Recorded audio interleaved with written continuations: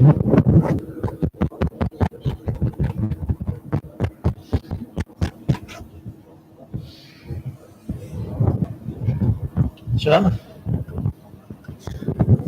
Şöyle.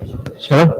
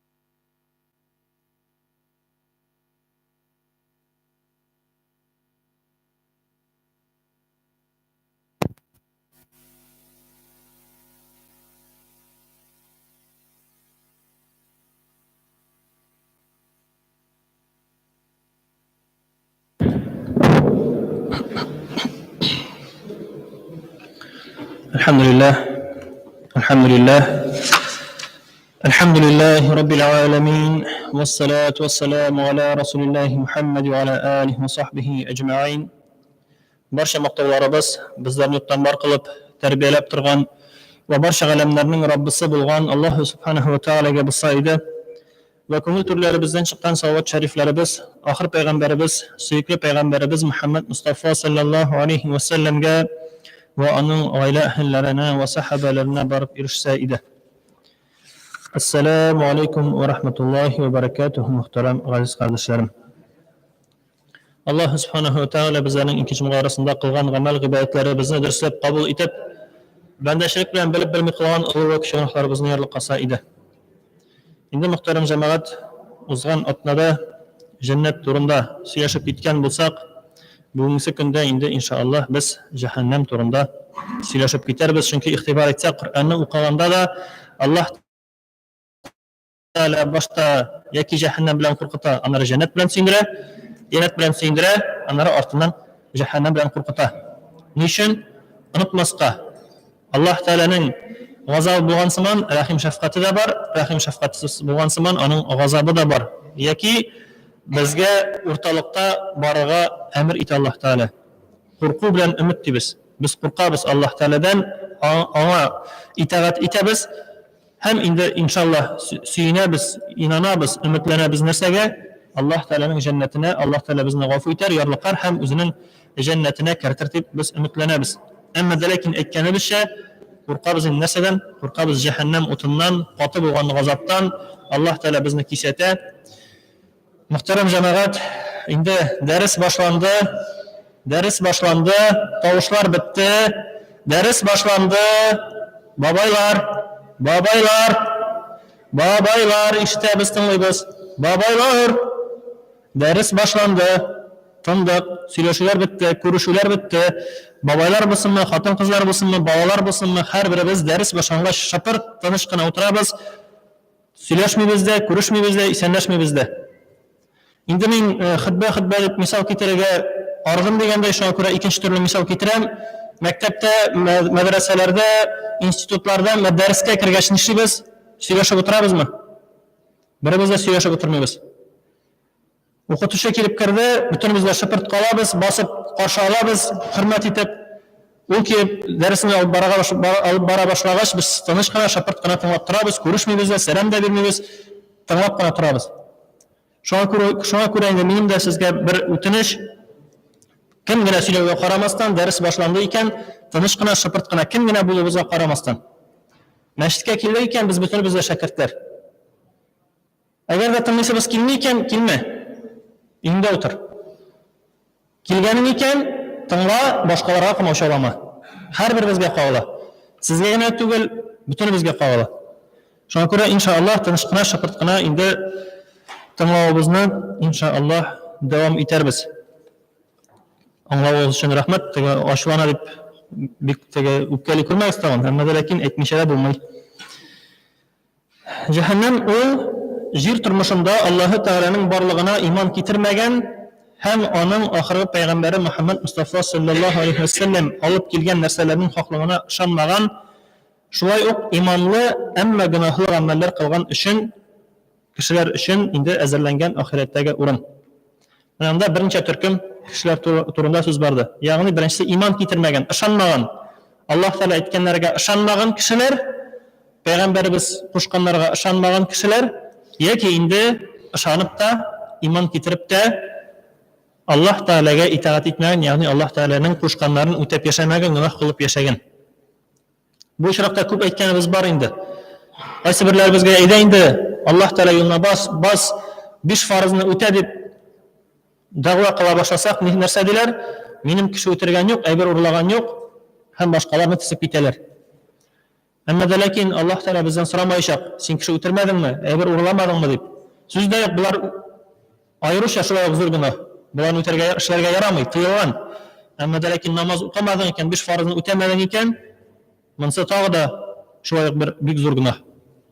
Әгәр син буларны үтәмәдең икән, син инде гөнаһлы. Шуңа күрә мин гөнаһсыз дип әйтә алмыйсың. Мин гөнаһсыз дип әйттең икән, син тагы да зуррак гөнаһлы дип әйтик. Без һәрберебез хаталанабыз, гөнаһ кылабыз һәм шушы гөнаһларыбыз өчен без тәүбә итәргә тиешлебез. Тәүбә итсәк, иншаллаһ, өмитебез бар Аллаһның ярлыкавына. Тәүбә итмәдек икән, ул очракта инде җавап бирәсе булачак. Кайда? Менә монда әйтелгәнчә, җәһәннәм утында җавап бирергә туры килергә мөмкин. Аллаһ Тәгалә үзенең рәхимлеге белән кичермәсә, әле алай да Аллаһ Тәгалә әйтеп тора: "Кичерәм, гафу итәм, сорагыз." Кайсы бер мәсьәләләрдә сорамасак та, кеше гөнаһларны Аллаһ Тәгалә ярлыкый, мәчеткә барганда адым сайын савап бирә, гөнаһларны гафу итә һәм башкалар. Шуңа күрә инде Аллаһ Тәгалә рәхимле, шәфкатьле икәнне без беләбез. Әмма дә ләкин шуңа да карамастан инде кул кушырып ятарга ярамый, Аллаһ Тәгаләнең кушканнарын үтәргә кирәк һәрберебезгә иншаллаһ. Бүгенге көндә Аллаһка шөкер инде күпме генә зарлансак та, дәүләт шундый, дәүләт мондый дип зарланырлык урын юк. Аллаһка шөкер, мәдрәсәләребездә гыйлем алырга ирек бирәләр. Мәчетләребездә җомга вагазларын, гайб намазларын үткәргә Аллаһка шөкер мөмкинлек бар, гыйлем алырга мөмкинлек бар. Теләк кенә кирәк. Теләгебез генә юк. Бер кешене гаепләргә кирәк түгел, бары тик үзебез генә гаепле. Остабыз кешедән гаеп эзләп йөрергә. Ник килмибез соң алайса мәдрәсәләргә? Менә безнең мәчеттә дә һәр якшәмбе көнне балаларга да, өлкәннәргә дә шимбә көнне дә, якшәмбе көнне дә Аллаһка шөкер дәресләр бара. Хатын-кызларга булсынмы, ирләргә, балаларга булсынмы. Беренче класста 12 кеше. Аллаһка шөкер бик әз дә түгел. Бай караганда, чагыштырганда инде. Әмма дә ләкин бик күп тә түгел. Безнең мәчетебезгә җомга намазына килүчеләрне карасак та, алар белән чагыштырсак, алай дип чагыштырган очракта бу гел юк инде, 12 генә кеше. Шуңа күрә йөрергә кирәк безгә. Кайсы бер чакта зарланалар. Бабайлар кая, бабайлар биттемени? Бетә инде әгәр өйдә утырсалар, гыйлем алмасалар. Бабай гыйлемне бабай булыр өчен нишләргә кирәк? Аны бит бабай булгач кына гыйлем ала башларга түгел. Менә яшь чактан инде 20, 30, 40, 50 яшь чагыннан инде гыйлем ала башларга кирәк. Теге дөньяга китер вакыт җиткәч кенә түгел. Инде һәрберебезгә кагыл әйтәм бит. Кыямәт көнендә хисап беткәннән соң кафирләргә, гөнаһлыларга җәһәннәмгә кергә әмер ителер. Аларны төркем җәһәннәмгә таба куарлар. Алар шунда килгәч, сакчы фәрештәләр җәһәннәм ишекләрен ачар һәм әйтер. Бу әйтәсе сүзләрен инде Аллаһ Тәгалә китерә Зумара сүрәсе 70-72 аятларда. Сезгә туры юлны күрсәтүче пәйгамбәрләр килмәдеме?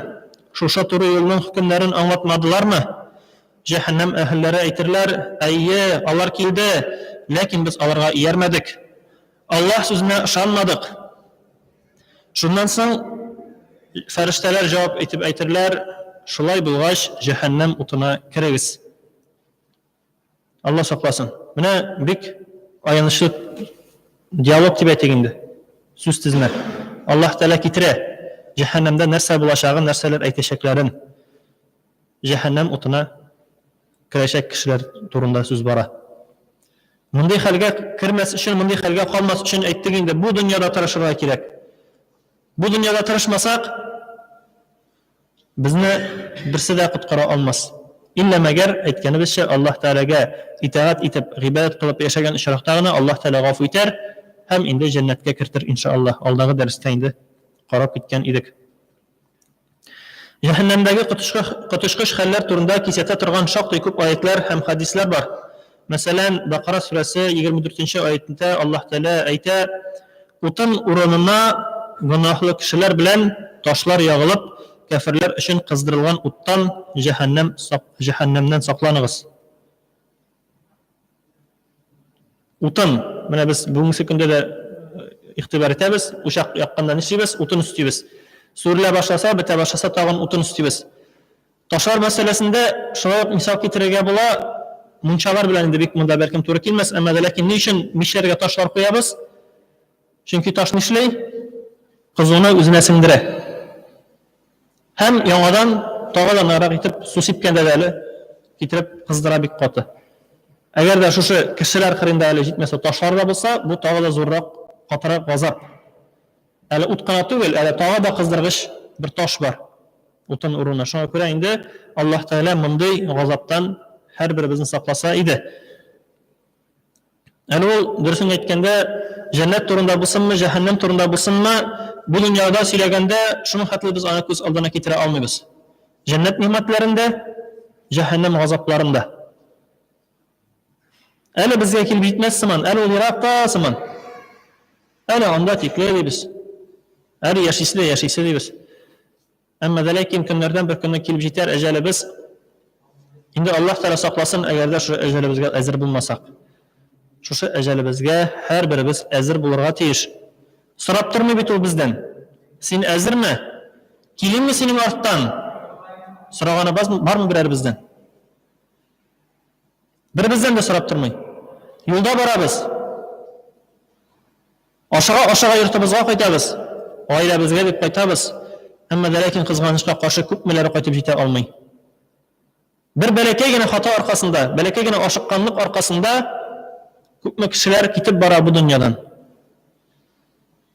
Ә бит шулай ук беребез дә әйтә алмый, шушы ашыккан кеше безгә туры килмәс дип. Син ашыкмасаң да, син әкрен генә барсаң да. Шуңа күрә без инде юлга чыкканда да нишлибез? Дуаларыбызны кылып, бисмиллаһларыбызны әйтеп, сүрәләребезне укып, Аллаһ Тәгаләгә тәвәккәлләп чыгып китәбез. Шул очракта гына Аллаһ Тәгалә саклар. Үз белдегебез белән мин барып җитәм дисәң, Аллаһ сакласын, анда сакламауы да бик ихтимал. Инде мөхтәрәм җәмәгать, әйткәнебезчә, бу дөнья 2 көнлек тормыш. Үтә вә китә. Һәрберебез шушы җәһәннәм турында белергә, әзер торырга, аннан сакланырга тиешбез. Кайсы вакытта гына саклана алабыз, кайсы вакытта гына әзер була алабыз, әгәр дә безнең аның турында мәгълүматыбыз булса, без аның турында белсәк, нәрсәләр анда илтә, менә булар турында белсәк кенә, без аннан саклана алабыз. Күферлекләре аркасында җәһәннәм утына эләгүчеләр турында Аллаһ Тәгалә әйтә: "Бузыклык кылучыларга карата әйтелгән Раббыңның сүзе менә шулай раслана." Моны Аллаһка ышанмау, аңа буйсынмау бик анык нәтиҗәгә китерәчәк дип аңларга кирәк. Ягъни Аллаһ Тәгалә кисәтте, бу дөньяда кисәтте, аңлатты, Коръән ашада, пәйгамбәрбез ашада. Сезнең урыныгыз кемнәр буйсынмаган, кемнәр иман китермәгән җәһәннәмдә булачак дип Аллаһ Тәгалә әйтте. Һәм Аллаһ Тәгалә үзенең сүзен раслаячак кыямәт көнендә. Аллаһ Тәгалә үзенең вәгъдәсендә тора. Җәһәннәм газаплары. Җәһәннәмне үзенә генә хас сыйфатларга ия булган бер төрмә буларак күз алдына китерергә мөмкин. Бу дөньяда бар төрмәләр шулай бит. Әмма ләкин бу дөньядагы төрмәләр җәһәннәм белән чагыштырганда алар куштырнаклар эчендә әйткәндә инде җәннәт бакчасы. Артыклабрак әйтәм инде, арттарак җибәрәм. Әмма ләкин шулай да әле бу дөньядагысы аның шуп кенә. Син анда торасың, сине ашаталар, шертәләр, ятып йоклыйсың, торасың, эшлисең, ятасың.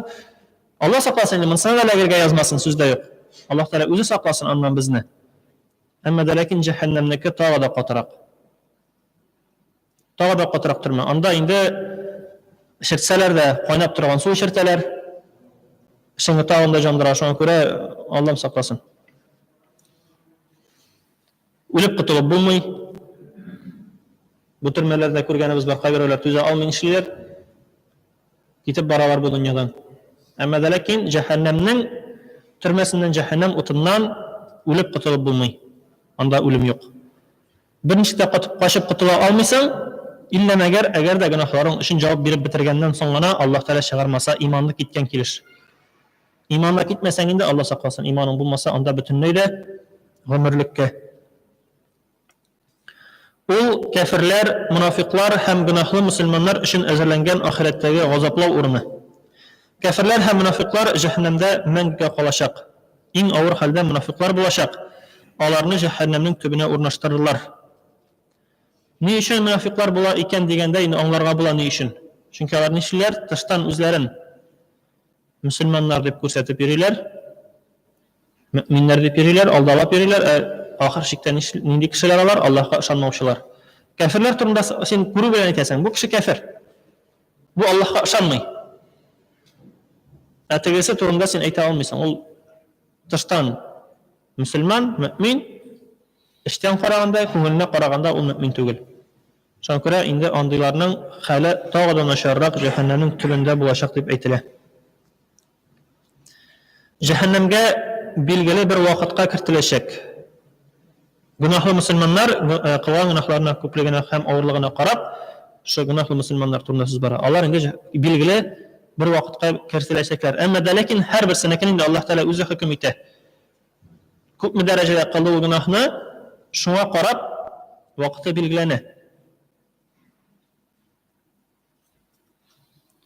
Әмма җәһәннәмдәге иң кечкенә җәза да аларга түзәлмәслек җәза, иң кыска вакыт мәңгелек булып тоелачак.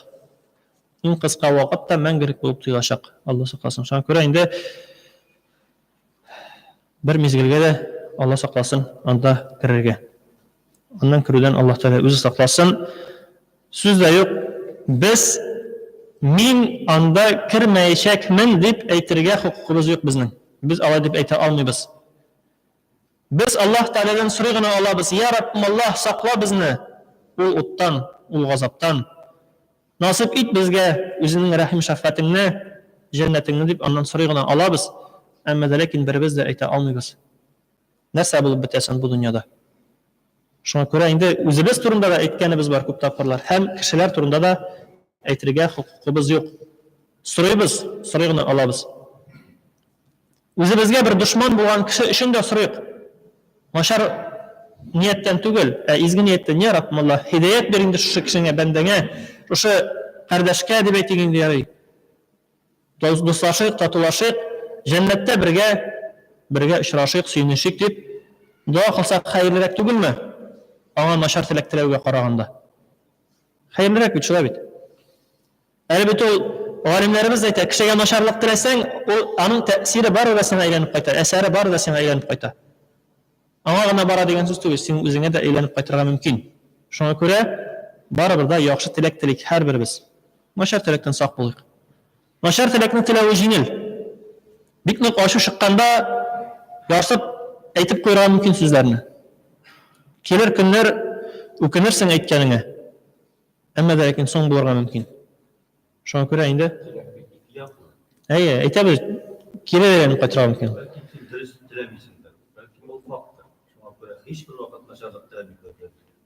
Без ни өчен мусламаннар, ни өчен мөэминнәр? Бер-беребезне хөрмәт итәргә тиеш, бер-беребезне Аллаһ ризалыгы өчен яратырга тиешлебез. Бер кардәшебезне Аллаһ ризалыгы өчен яратабыз икән, Аллаһ Тәала безне ярата. Аны беләбез. Шуңа күрә яратык бер-беребезне. Ул безне яратмаса да без яратыйк. Иншаллаһ килер көн ул да аңлар, ул да яратыр. Абай әйтмешли, әле бәлкем ул вакытта син үзең гаепле булгандыр. Без бит һәр вакытта үзебезне гаеплисебез килми. Без һәр вакытта кешедән күрәбез гаепне. Үзебездән гаепне соңгы очракта гына эзлибез. Кызганычка каршы. Андый бер начар сыйфатыбыз бар һәрберебезнең. Бу кешеләргә хас булган күренеш. Шуңа күрә шәригатьтә дә әйтелә, дошманнар белән араны кире төзәтмәслек итеп кисәргә ярамый. Туганың белән дә, дошманың белән дә кем белән генә булсын, син татулашырга, дуслашырга, ара калдырырга тиешлесең. Бүтән очракта Аллаһ сакласын, Аллаһ Тәала үзеңне дә газапларга мөмкин. Хәтта ки әле җәһәннәм уты белән дә газапланырга мөмкинсең шушы ялгышлыкларың өчен. Шуңа күрә инде без сак булырга тиешлебез. Мәгълүм булганча, җәһәннәм берсеннән-берсе начар һәм куркыныч булган 7 дәрәҗәгә бүленә. Һәрбер дәрәҗәдә билгеле бер җәзалар каралган. Җәһәннәмнең иң астыннан зәккум дигән агач үсеп чыга. Тәмугка эләгүчеләр бик каты ашыгып, бу агачның котышкыч тәмсез җимешләрен ашар. Соңыннан аларның бик каты эчәселәре килер һәм аларга кайнап торган су бирерләр. Соңыннан исә сусауларын басар өчен тир һәм әрен тәкъдим итәрләр. Моның турында Ибраһим сүрәсендә әйтелә. 16-17 аятларында аларга җәһәннәм әһелләренә үзләренең тиреләрен, әреннәрен иштерерләр. Һәм бу аларның сусауларын басмас. Алар аны йота алмас. Җәһәннәм әһелләренә һәр яктан үлем килер. Алар төрле үтерерлек сызлаулардан бик нык интегерләр, ләкин үлмәсләр һәм бик каты газапланырлар. Әйттек, анда үлем юк. Әле шушы аятны гына укыганнан соң да йөрәкләр жу итеп китә. Шәселәре килер, иреннәрен ишәр. Бүгенге көндә иреннәргә теге үлекләп аккан суарга карыйбыз. Җирәнгеш шулай бит. Тизрәк юып төшерәбез. Тизрәк даваларга тырышабыз. Алла сакласын, җәһәннәмдә шуны эшәргә бирерләр. Әмма дә ләкин ансын да йота алмаслар ди. Чөнки булай караганда да җирәнгеш, әле җирәнгеш булса да йотар идең әле Аллаһ Тәала рөхсәт бирсә дә, мөмкинлек бирсә, ансын да йота алмассаң, интегерсең, үтерерлек сызаулар, бу дөньяда инде ул сызаулардан үлеп китәр идең, әмма дә ләкин ул дөньяда үлем юк. Җәһәннәмдә үлем юк, әйттек. Җәннәттә дә, җәһәннәмдә дә инде. Тагын бер искә төшереп китик. Шуңа күрә Алла сакласын.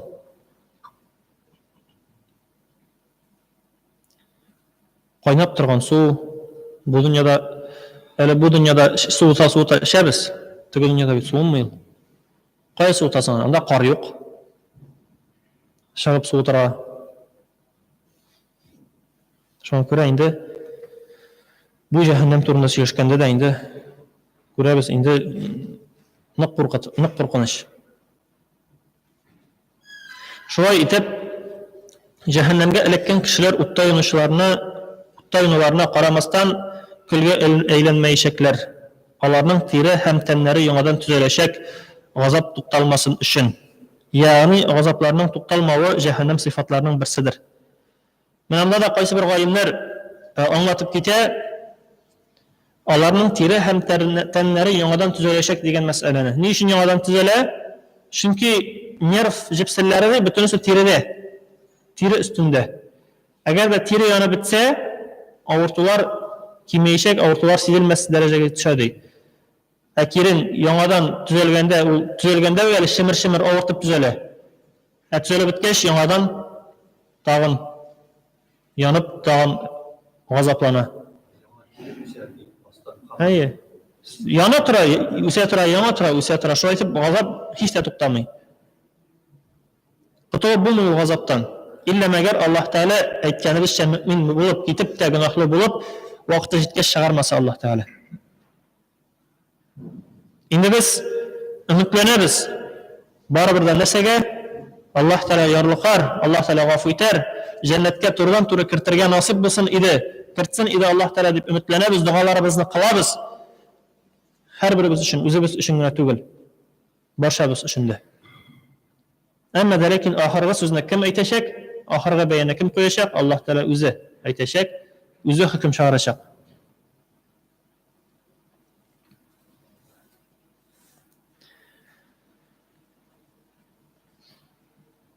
Җәһәннәм әһелләренә ут белән газапланудан, җәзаланудан тыш башка газаплар да бирелергә мөмкин. Мәсәлән, кешеләрне баганаларга асып газаплау, кулларыннан, аякларыннан бәйләп җәзалау, өсләренә чылбырлар тагып өстерәп йөрү, бик эссе эчемлекләр бирү, яндыру яки киресенчә бик каты өшетү, елан һәм шаяннар тешләве һәм башкалар. Төрледән төрле газаплар. Монда әле кайсы берләрен генә әйтеп кителгән. Бу әйтелгән сүзләрне бит күптән алып әйтмәгәннәр. Шул ук аятлардан, хадисләрдән чыгып, галимнәребез китерә, безгә җиткерә. Әле бит аның ул аңлатмый әйтгәндә шаян тешләве булса, ул сине утта янмыйча гына тешли дигән сүз түгел бит әле. Утта янган килештә тешләргә мөмкин. Шуңа күрә Аллаһ сакласын, катыдан каты газап. Җафаланып беткән җәһәннәм әһелләре тәмухны саклаучы Мәлик исемле фәрештәгә ялварып дәшәрләр һәм газапларны туктатып, аларны чыгаруларын сорарлар. Әмма карар сакчы нәрсә дип әйтер? Мин сезгә бер нәрсә белән дә ярдәм итә алмыйм. Сезгә пәйгамбәрләр килгән иде, җәһәннәмнән котылу юлын аңлатканнар иде, ләкин сез ул вакытта котылуны теләмәдегез. Хәзер инде каты газапны татып карагыз. Фәрештәләр дә нәрсә дип кисәтерләр? Яңадан кат-кат әйтерләр. Дөньяда вакытта. Бөтен мөмкинлек булды дөньяда вакытта. Ул дөньяга баргач, төзәлү юлы юк. Инде үз күзләрең белән күргәч, аңлагач, артка юл юк. Шуңа күрә җәһәннәмдәге иң куркыныч җәза, иң авыр тойгы ул шушы җәзаның бер кайчан да бетмәслеген, мәңгелек булуын аңлаудан барлыкка килгән бик зур кайгы тойгысы. Өметсезлек хисе, шарасызлык, рухи төшенкелек, иң мөһиме шиксез зур үкенү. Бу дөньяда да кайсы бер вакытта була шундый хисләр бит. Кайсы бер кешеләрнең дә әйткәннәрен ишеткәнебез бар. Үкенү, хәсрәт дип әйтәбез инде анда. Кайчан бетерер микән инде бу кайгы, кайчан төзәлер микән, кайчан рәхәтләнеп яши башлармын микән дип әле бу дөньяда әйткәннәре бар. Теге дөньяда булды анда инде пишәк куелды, мөһер сугылды. Төзәлерлек юл юк. Яхшылык юк. Шушы газап мәңгелек. Алла сакласын. Җәһәннәм әһелләре җир тормышында аларның адашуларына сәбәпче булган кешеләрне каһәрләп әйтерләр: "Фәлән мине туры юлдан аздырды.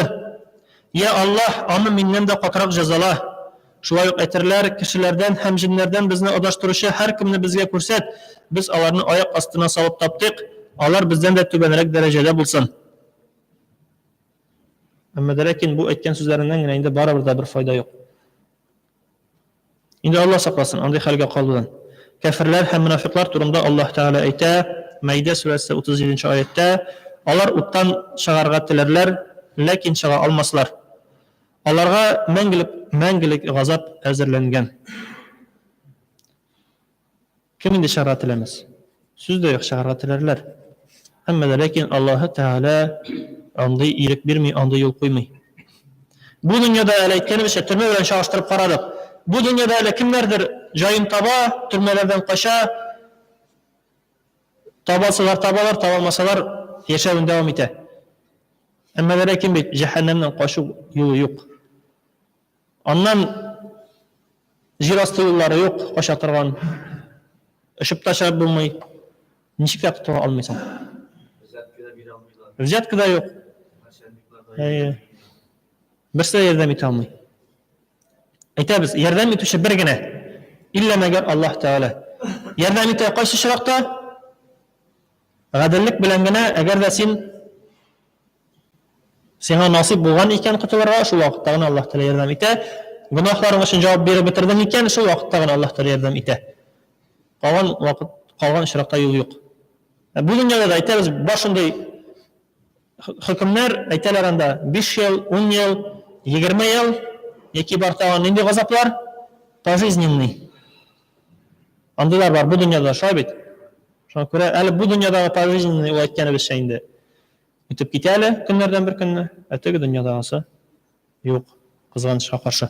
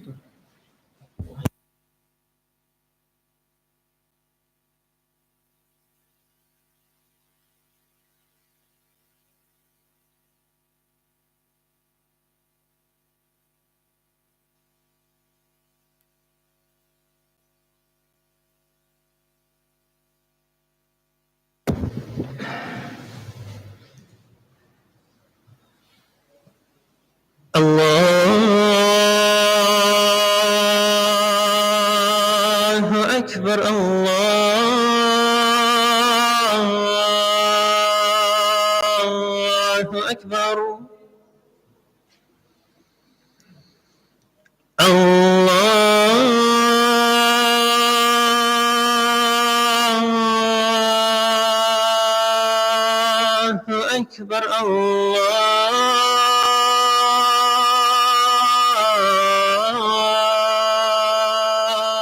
الله أكبر أشهد أن لا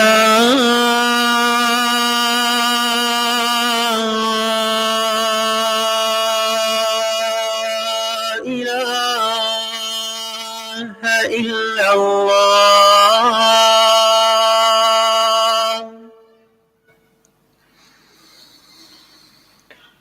أشهد أن لا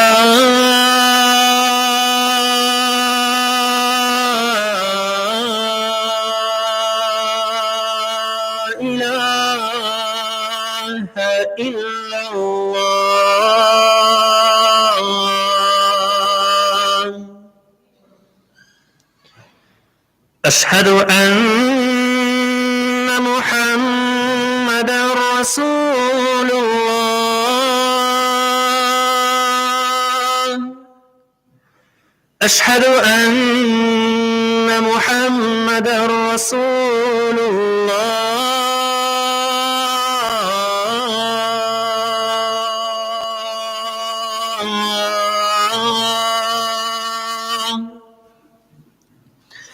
حي على الصلاة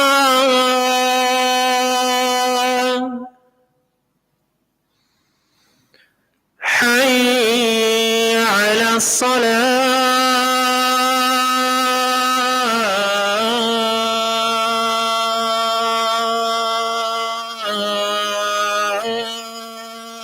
الصلاة حي على الفلاح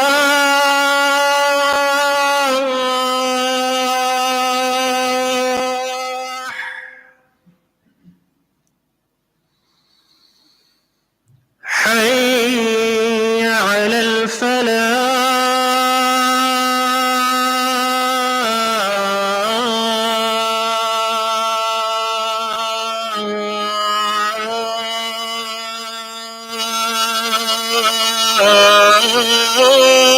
الفلاح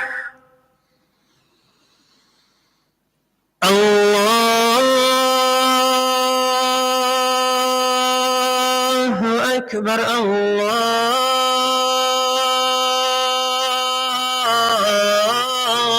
الله أكبر لا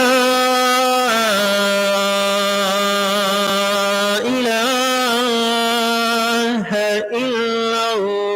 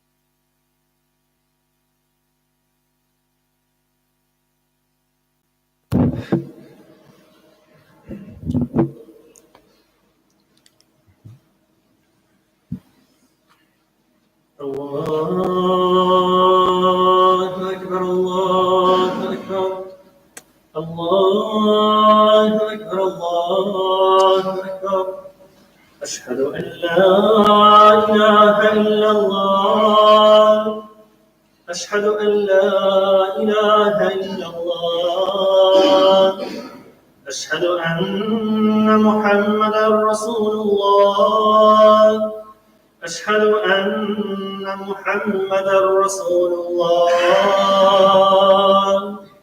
حي على الصلاة حي على الصلاة حي على الفلاح حي على الفلاح الله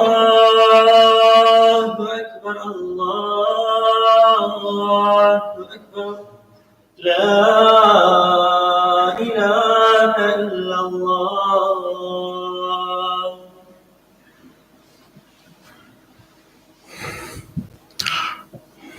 الحمد لله الحمد لله الحمد لله العزيز الغفار الكريم الستار الذي خلق الإنسان من صلصال كالفخار وخلق الجان من مارج من نار أشهد أن لا إله إلا الله وأشهد أن محمدا عبده ورسوله.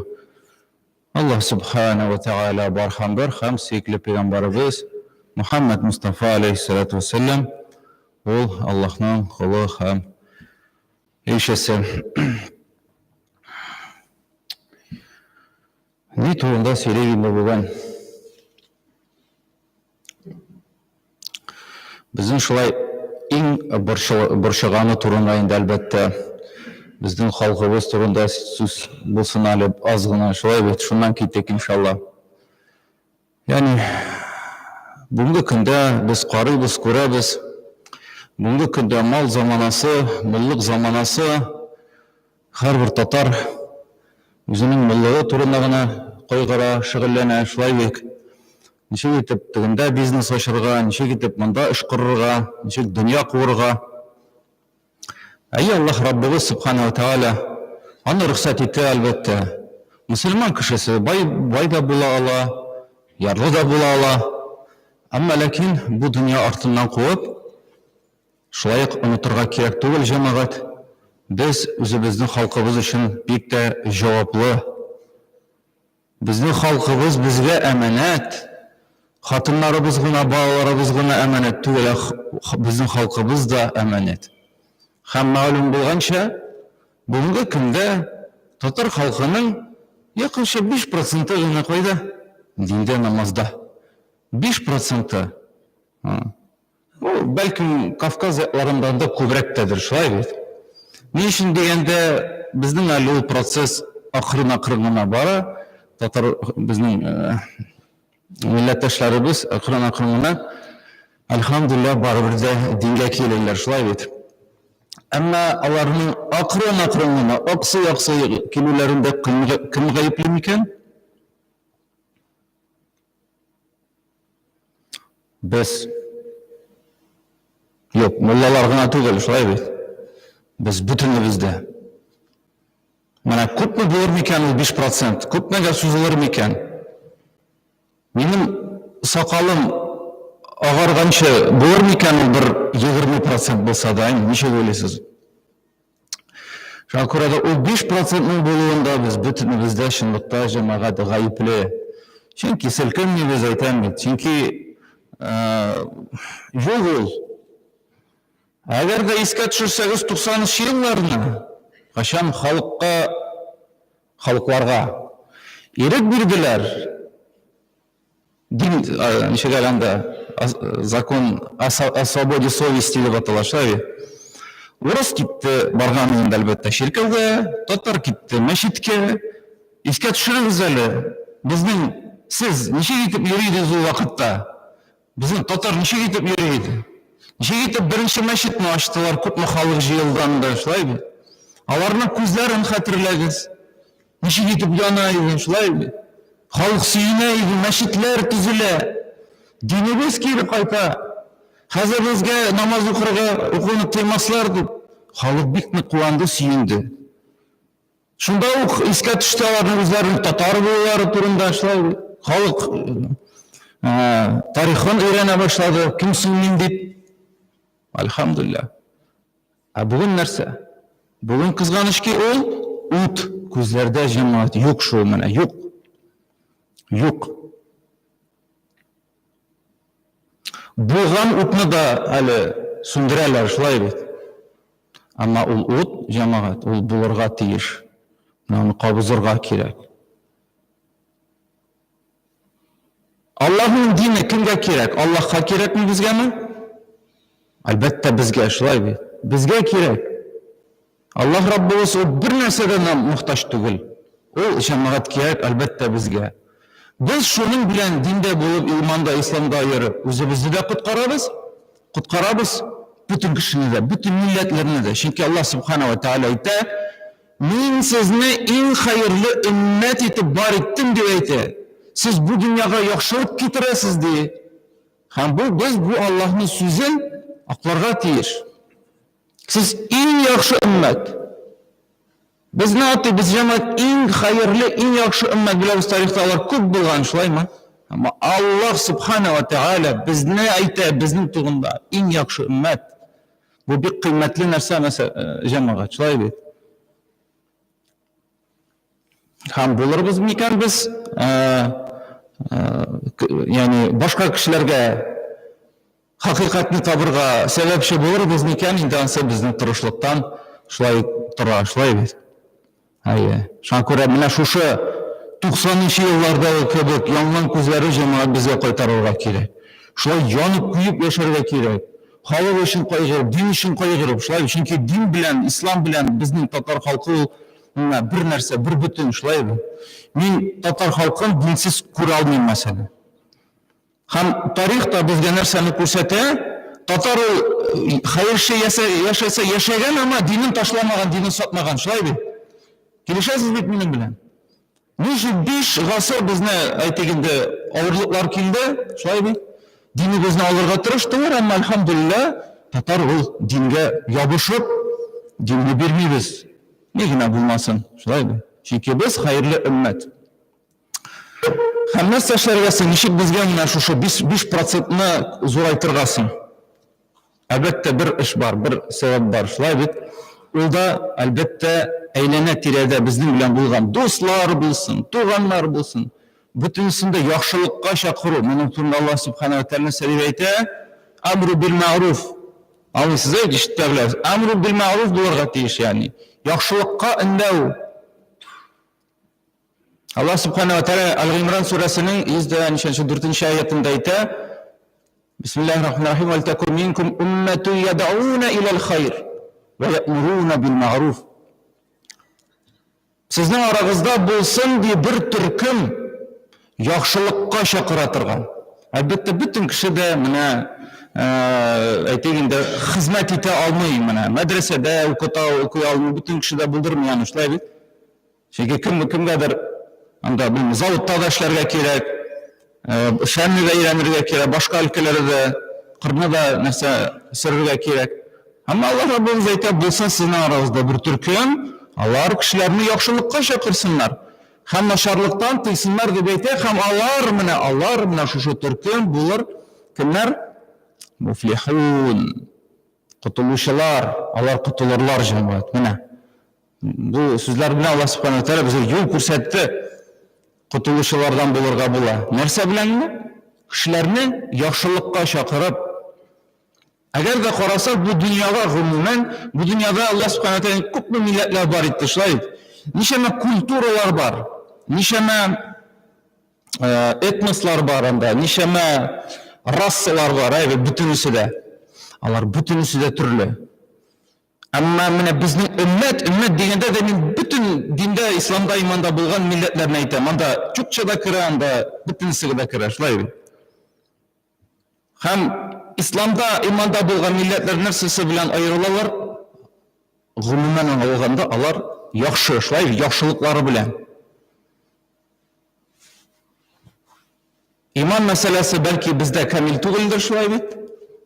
Гарәп илләрендәге кебек, әмма мәсәлән гомумән алганда, менә шит, менә мәсәлән башка өлкәләрдән килгән республикабызга урыслар да алар нәрсә ди? Алар безнең татарлардан нәрсә ди? Хоплый, шулай бит. Алар әйтәләр ди, сездә нәрсәдер бар диләр. Шуны әйтәләр Кавказ турында. Ну бар ди, аларда нәрсәдер менә, яхшылык менә бездә булмаган әйбер нәрсәдер бар диләр. Чөнки алар әйтәләр, bir комментарий көргә туры килде. Менде biz ди, bir урыс кешесе әйтә инде, без урыслар үзара бер-беребезне кимерәбез ди. Менде берсе мисал китереп әйтә, балам йогурт сорады да ди. Киттем бер йогуртны алып кибеткә, шуны алырга теләгән идем дә килдем. Безнең алда ди кассада бер кеше зур гына кәрзин белән тора, тутырган шуна ризыгын метем әйтә инде, уздырали ди безне. Кара, безнең бер әйбер синең тулы корзинада ничә 10 минут торачак булганда. Бала бит инде барыбер да уздыр ди, теге юк, уздырмыйм ди мин сине ди. Менә ди ул әйтә, безнең үзара менә шундый мөгамәлә. Кызганыч ки татарлар арасында да анда шир бар, шулай. Мин ди Кавказ җирендә, якларында яшәдем ди. Алар мине уздырга гына түгел, ул йогуртны үзләре үз акчаларына сатып алып бирәләр дип әйтә, беләсезме? Бүгенге көндә барып карагыз, бер Дагестанга, Чечняга нигә?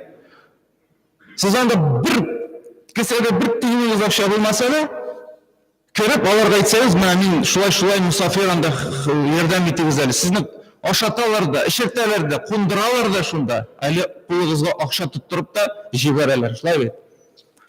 Монда кем гаепле микән бу хәлдә?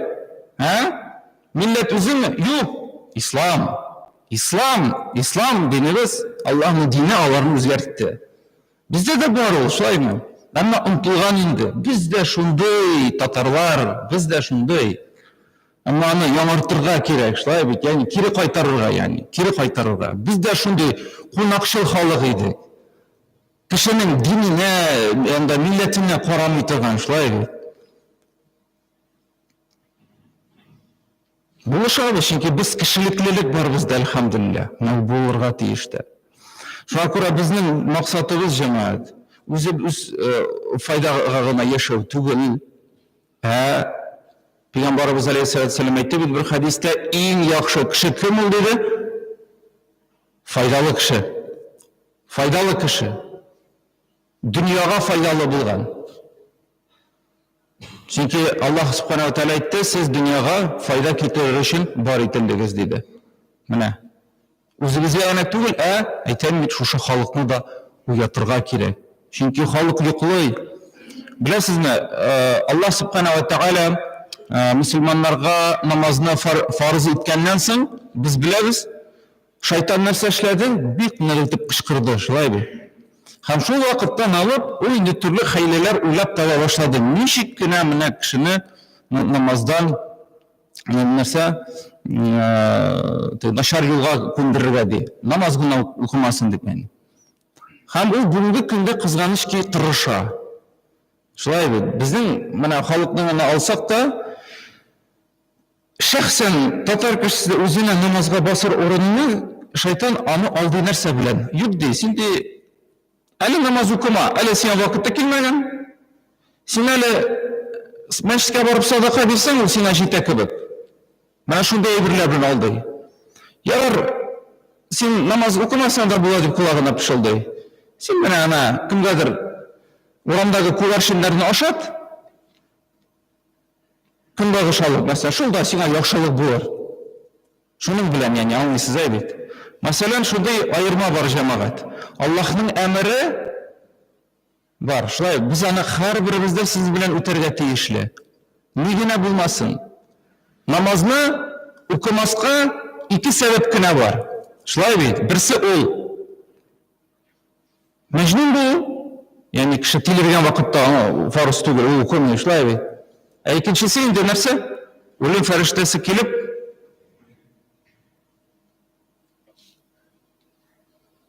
алып киткәч, әйдә дигәч. Менә шуңа күрә дә Безнең бүгенге көндә кызганыч ки күпчелек менә халкыбыз әйтәм бит, әйе киләләр әлхәмдүлилләh мәчеткә, әмма ләкин менә фарызны, намазны сайлар урынына алар кызганыч ки әҗере кичкенә булган, үз үсләренә фарыз булмаган гамәлне сайлыйлар. Шулай бит. Шундый мәсьәлә бар. Һәм безнең сезнең белән вазифабыз аларга һәрберсенә дә аңлату җәмәгать. Аңлату, иренергә кирәк түгел, куркырга кирәк түгел. Чөнки белегез, сез бу дөньяда аларга әйтмәсәгез, алар кыямәт көнне сезгә килеп әйтәчәк. Сезне гаепле калдырачаклар, шулай бит. Һәм шуны әйтәсе килә җәмәгать, шундый бер хәл була. Пәйгамбәрбез алейһиссалату вассалам вакытында аны да аңлатып киттем иншалла. Кәб бин Малик турында радиллаһу анһу. Ул шундый сахаба була, ул Бәдр сугышында да була. Һәм Пәйгамбәрбез алейһиссалату вассалам булган 27 хәрби чыгышта катнаша. Ләкин бер хәрби чыгышка бармый. Мусульман гаскәре Пәйгамбәрбез алейһиссалам Табукка барган вакытта бармый. Ул аны үзе тасвирлый, әлбәттә әйтә, мин Пәйгамбәрбез алейһиссалам әйтә, ул сахабаларга әмер бирде, бүтән үзе җыелыгыз дип, шулай бит. Мин йөрдем ди, менә ярар җыенырмын, ярар булырмын, барырмын дип. Бер көн узды шулай, икенче көн узды шулай. Нинди тырышмый, башкалар тырыша, тырмаша, малларын алып киләләр. Кайберләре учларында финик алып киләләр, бер уч финик. Менә шушы да мусульман гаскәренә ярдәм итер дип, шулай бит. Янәшә торалар, мунафиклар көлеп алардан, кара әле дип, күпме әйтеп килде дип. Инде йөрим, инде ярар барырмын, чыгырмын, булырмын дип. Һәм мусульман гаскәре китте, кузгалды. Һәм шуннан соң мин бер заман әйттем, кара калдым бит инде минде. Калмый торган кеше иде, ягъни 27 тапкыр чыккан, бер тапкыр менә шу вакытта чиратта калдырган, шулай бит. Һәм артларыннан чыга башлагач, инде аларны куып тота алмадым, кире кайттым ди. Борчыла башладым ди. Борчыла башлады, нәрсә булырсың инде? Пәйгамбәрбез алейһиссалам нәрсә әйтерсең инде минем турымда дип әйтә. Ул аның турында алейһиссалам искә ала әлбәттә. Кайда соң ул дип. Ул гел безнең яныбызда иде, кая йөри микән ул дип сорый аңардан, сахабалардан. Һәм кире кайтканнан соң шушы Табук сугышыннан Пәйгамбәрбез алейһиссалам янына якынча бер 8 кеше килә, 8 сахаба килә дә. Һәм Пәйгамбәрбез алейһиссалам аларны кабул итә үзләренә. Алар һәрберсе дә әйтәләр үзләренең бармауларын, сугышка бармауларының сәбәпләре турында әйтәләр. Һәм 3 кешене ул тоткарлап тора. Ул әйтә, башкаларны дуга кылып әйтә, Аллаһ сезне кичерсен, дуга кылалар өчен дип әйтә. Аларның сәбәпләре җитди була. Кем ширләгән, кем аның тагы кемедер булган, ташлап калдыра алмый торган, янында төрле сәбәпләр бар, шулай бит. Әмма 3 сахабаның җитди сәбәпләре юк иде. Шул санда инде 3 кешенең берсе Кәб бин Малик радиллаһу анһу. Һәм Расулуллаһ алейһиссалам әйтә, сез димә шушы чарада катнашмадыгыз, хәзер инде көтегез Аллаһның әмерен. Һәм ул әмер бирә бүтән кешегә, бу 3 кешегә карата бойкот оештырырга. Бойкот. Ягъни аралашмаска алар белән сөйләшмәскә. Һәм Кәб бин Малик әйтә радиллаһу анһу, минем өчен бу дөнья үзгәрде.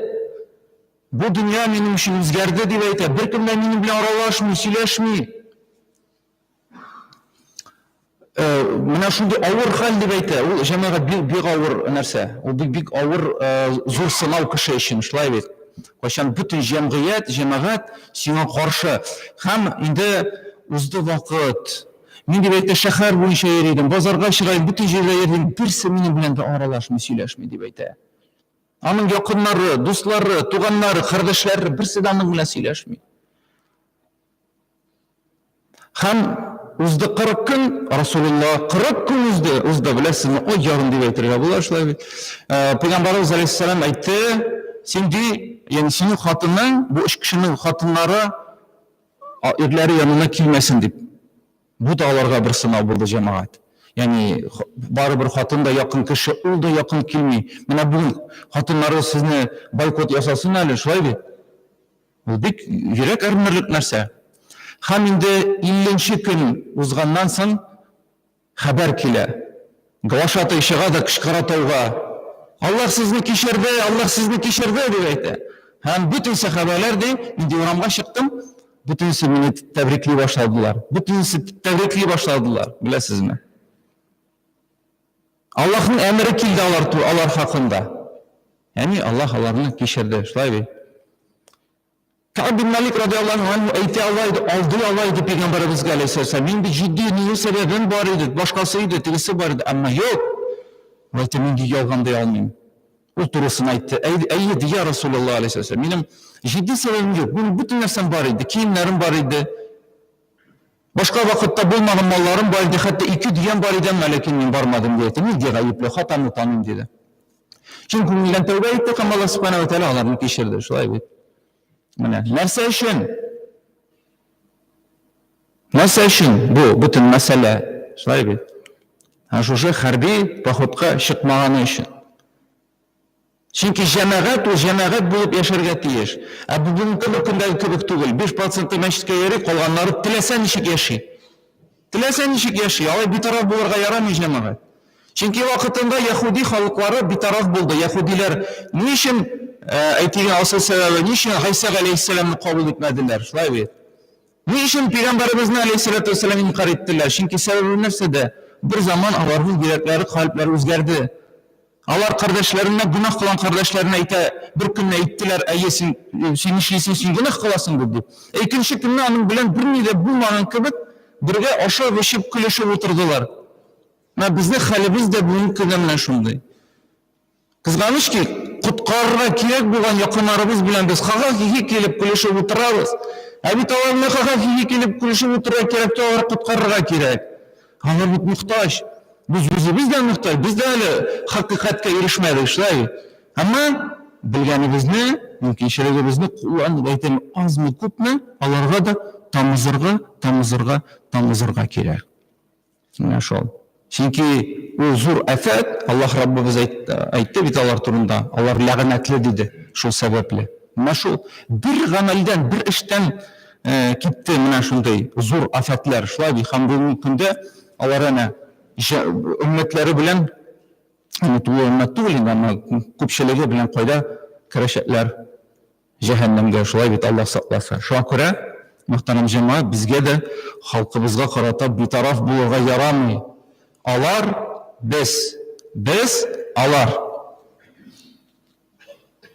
Mene elhamdülillah sundu vakitte siyindire bir kişinin belki anın altında tam kimlerdir vardır yardımcı Allah özü bile. Ama bir kişinin yardımı hizmeti şulay. Bir kişinin abes 5% nişamanda milyon şat öldüründü belki Allah özü bile. Tatarlar bit köp түгел, Kazan Tatarları. Ama bir kişinin hizmeti nersede? Bir kişi bastırdan namazlıklar bütün meşit bunşa tarata. Bütün Tatarstan boyunca gitti ol. Hatta Tatarstan'dan dış Şilebilerden, başka ülkelerden kelgen milletteşlerimiz o namazlıklarını taratalar, bilesiz mi? Biz de yaxşılıkka sebep bula alabız, şulay bit. Çünkü Resulullah aleyhisselam aytdı, sen de ya bulasın diye yaxşılıkka нәрсе yaxşılıkka aşkış, naşarlıkka yüzak dedi. Яки кирисинче буласың dedi. Aşkış naşarlıkka hem yüzak yaxşılıkka. Менә ikisinin birisi. Bir kişinin менә күпме elhamdülillah faydası, şulay bit. 10 мең tiraj bilen yasasa ул менә шушы намазлыклар 10 мең bilen, şulay bit. Ул 10 мең таралып, şu 10 мең 100 kişisi bulsa da kilseyin namazga bassa, şulay bit. Gıybede namaz oku cemaat üzgeru менә монда.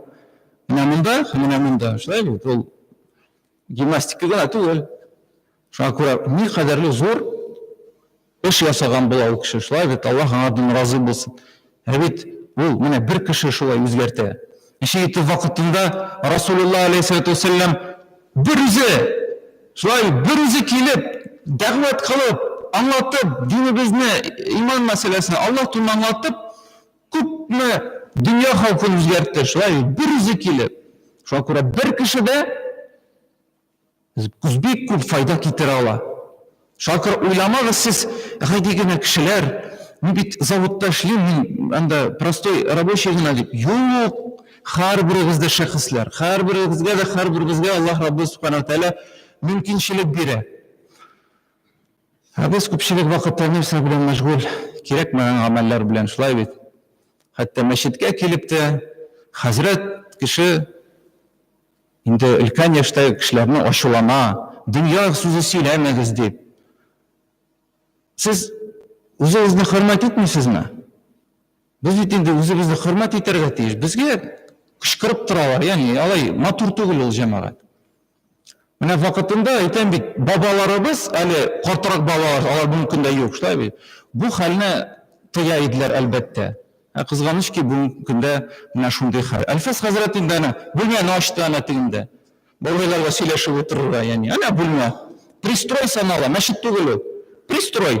Шунда кирергә була, сөйләшергә, шулай бит. Була менә шул. Кай вакытта шундый хәлдә кызганыч ки була, мин аны аңламый идем, шулай бит. Коръән укып утырасың, әгәрсе килә дә әйтә, тукта, кычкырып укыма. Чөнки аңа сөйләшергә кирәк, дөнья сүзе турында. Ул да җәмәгать бик ямсыз хәл, шулай бит. Беләсезме, нигә Ибраһим алейһиссаламны Халилуллаһ диде Аллаһ Раббы, үзенең дусты дип әйтте? Ни өчен ул шундый исемгә лаеклы? Халилуллаһ. Bir zaman ул бай дип әйтелә, аны 5000 сарыгы бар, көтүендә. 5000 сарык, 5000 баш сарык. Күп бит. Бүгенге көндә дә шулай бит. Әле бүгенге көндә 1000 булса да, о, санала, шулай бизнесмен. Аны 5000 иде. Һәм ул сарыкларны көтә иде этләр, анда күпмедер. Ул этләрнең муенса дейік мен де, ошейниклары, нәрсә деп атала белмим, татарча. Муенсалары алтыннан иде, беләсезме? Алтыннан иде. Кемнәрнең? Этләрнең. Һәм фәрештәләр күкләрдә әйтәләр: "Я Рабби, бу кеше субханаллаһ шундый сине зикр итә, ни өчен ул шундый исемгә лаеклы булды соң?" дип кызыксыналар фәрештәләр. Һәм Аллаһ Субханаһу ва Тааля bir фәрештәне Ибраһим алейһиссалам янына җибәрә. Аны сынар өчен. Карагыз дип әйтә. Һәм бу фәрештә килә Ибраһим алейһиссалам янына, кеше кыяфәтендә, әлбәттә, үзенең фәрештә икәнен белдермичә, килә һәм әйтә: "Суббухун куддус раббул малаикати вар рух." Менә дисезләр, Аллаһ Раббы мактау сөйләшә. Ибраһим пәйгамбер бурылана. Нәрсә әйттең? Тагын бер тапкыр әйт, мин бу ярты сарыгымны малымны сиңа бирәчәкмен дип әйтә. Бу сүзләрне тагын бер әйт дип әйтә. Бу фәрештә тагын әйтә: "Суббухун куддусун раббул малаикати вар рух." Тагын бер тапкыр әйт, мин бөтен малымны сиңа бирәчәкмен дип әйтә, ягъни. Ул вакытта фәрештәләр әйттеләр: "Субханаллаһ, чынлап та бу кеше Аллаһның дусты булырга лаеклы икән" дип. Сез дә шулай уйлыйсыздыр, шулай бит? Безне килеп фәрештә шулай сынаса, бөтен байлыгын, бөтен квартираларын, яхшы машиналарын, плазмалы телевизорларын, бер Аллаһның мактау сүзләре ишетү өчен бирер идек микән без, шулай бит? Әмма Ибраһим алейһиссалам шундый иде. Шуңа күрә, менә ул кеше, ул пәйгамбер буларак та инде ул белә иде аның кыйммәтен, шулай бит? Безнең кызганыч ки хәлебез, Коръәнне укыйбыз, китаплар да укыган булабыз, әмма үтми, кирми, кирәге дә шулай инде, шулай бит? Һәм шушы бүгенге кызганыч ки хәлебез белән канәгать. Әмма ләкин үзгәрергә кирәк. Әле ничек әле безнең анда трансформация бара? Без бит яңа проект башладык сезнең белән, шулай бит? Трансформация проекты. Ягъни һәр җомга көн, җомганың көненең төнендә, әйтергә кирәк, ул инде булай әйткәндә четвертның төнендә без башладык нәрсәдән? Тәһаҗҗүд намазына торуыннан, шулай бит? Шуңа күрә җәмәгать, кем тели, әлбәттә, кытылучылардан булырга һәм Аллаһ Раббыбыз каршында зур дәрәҗәгә ирешергә иншалла кушылыгыз. Атнаның бер көнен 10 минутын, 5 булса инде, без Аллаһка багышлыйбыз, ягъни шушы мөбарәк гыйбадәтне багышлыйбыз Аллаһка. Һәм шулай берәм шушындай хәерле гамәлләр үти башласак, бәлкем Аллаһ Субханаһу ва Тааля безгә бәрәкәт тә бирер. Безнең Кішілерні исламға, иманға шақырған сөздеріміз де үтімлерек болыр бәлки, шылай бет. Çünkü еңілік, әлбетте біз өзгеріге тиішлі. Аллах Раббыз еткенше аннан енді Аллах Субхану ва Тағала бізді де өзгертір. Шуңа көре һәр бірімізден де тұра жамағат өзгерейік. Шуңа көре бұл нәрсеге, акцияға қосылыңыз. Яғни һәр жұмға тахаджуд. Түнде тұрып, түнгі 2-де тахаджудқа тұрамыз иншалла. Яғни иншалла үміттен бәлки айтам бит Аллах Раббыз бізге бәрекет берер. Кетір. Міне, кім башларға тиіш тағын? Кім? Кімдір шет кішілерін? Жоқ, өзі біз. Шуңа көре тұрышып. Иншалла мағлұматны еріштірдік. Жамағат ойлық, фикірлік. Яғни неше кетіп халыққа қызмет етерге, шылай бет, неше кетіп дінді көтерерге иншалла. Міне шол файдаға болсын. Аллахның ердан білен. اللهم صل على سيدنا محمد عبدك ورسولك النبي الأمي وعلى آله وصحبه وسلم تسليما. سمع الدعاء.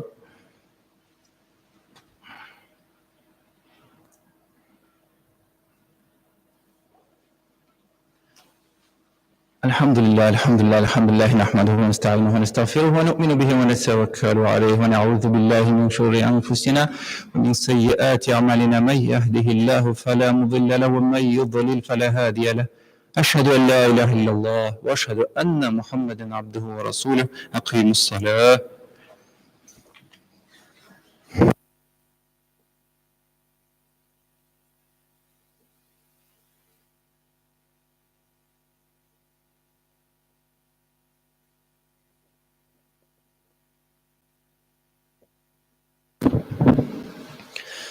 الله أكبر الله أكبر الله أكبر الله أكبر أشهد أن لا إله إلا الله أشهد أن لا إله إلا الله أشهد أن محمدا رسول الله أشهد أن محمدا رسول الله حي على الصلاة حي على الصلاة حي على الفلاح حي على الفلاح قد قامت الصلاة قد قامت الصلاة الله أكبر الله أكبر لا إله إلا الله.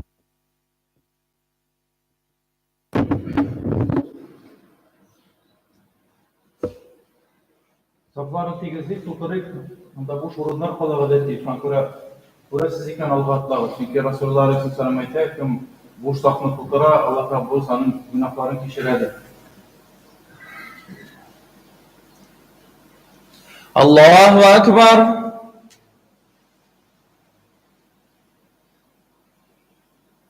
Elhamdülillahi Rabbil alemin. Errahmanirrahim. Maliki yevmiddin.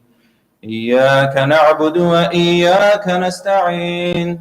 İhdina's sıratal müstakim. صراط الذين أنعمت عليهم غير المغضوب عليهم ولا الضالين.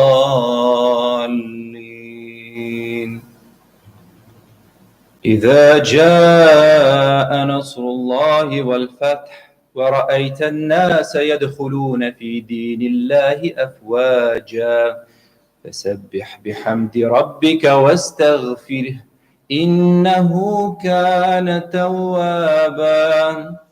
الله أكبر.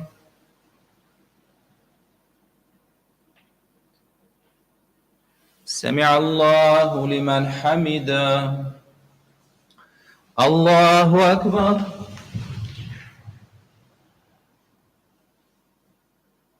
الله أكبر. الله أكبر. الله أكبر. الحمد لله رب العالمين الرحمن الرحيم مالك يوم الدين إياك نعبد وإياك نستعين اهدنا الصراط المستقيم صراط الذين أنعمت عليهم غير المغضوب عليهم ولا الضالين.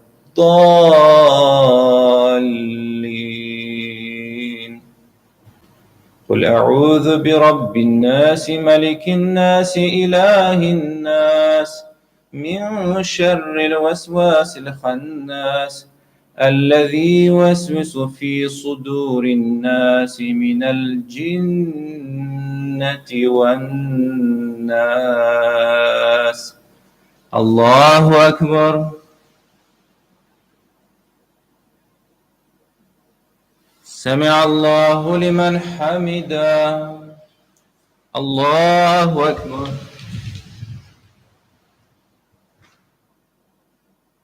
الله أكبر.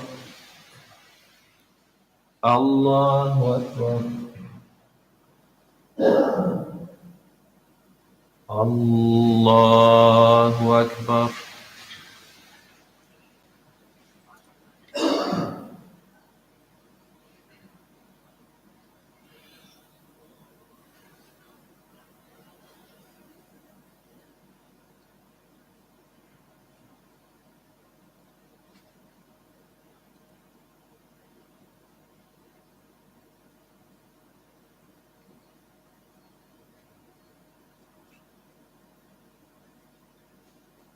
السلام عليكم ورحمة الله.